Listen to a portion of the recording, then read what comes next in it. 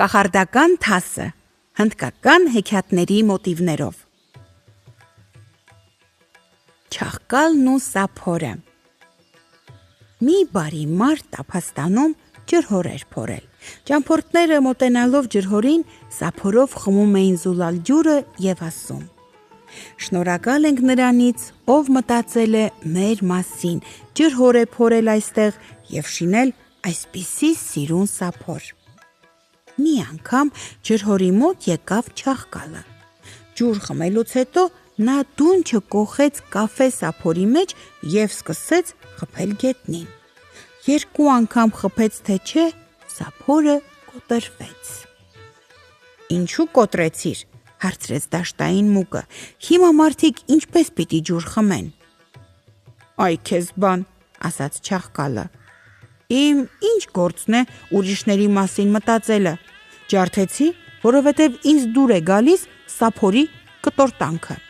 Տեսնելով, որ սափորը ջարդվել է, մարդը նորը շինեց, բայց Չաղկալը չհանգստացավ։ Նա նորից եկավ ջրհորի մոտ, դունչը մտցրեց սափորի մեջ եւ գլուխը թափ տալով ջարդեց։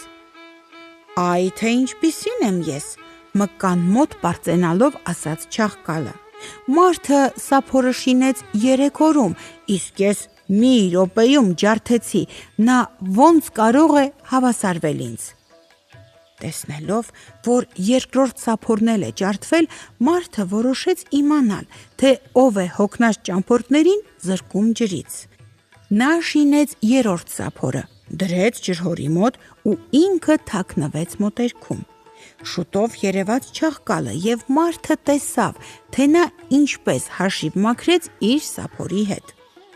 Այն ժամանակ մարդը մի նոր սափոր շինեց ամուր փայտից եւ բուկն այնպես պատրաստեց, որ կարելի էր գլուխը հեշտությամբ ներս խոթել, բայց դուրս հանելն անհնարին էր։ Ինչպես միշտ իր ինքնատեմին Չաղկալը հայտնվեց ջրհորի մոտ։ Տեսնելով նոր սափորը, նա իսկույն դունչը կոխեց նրա մեջ եւ սկսեց գլուխը թափահարել։ Բայց ինչքան էլ գետին սարկեց, սափորը ոչ կոտրվեց, ոչ էլ վնասվեց։ Այն ժամանակ Չաղկալը փորձեց գլուխը դուրս հանել սափորից, բայց բան դուրս չեկավ, գլուխը մնաց սափորի մեջ։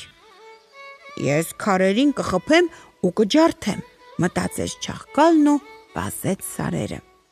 Բայց գլուխը սափորի մեջ կոխած այնքան էլ հեշտ չէր վազելը, ոչինչ չէր տեսնում, անընդհատ զարկվում էր ծառերին, ընկնում խանդակները, գլորվում փոսերը։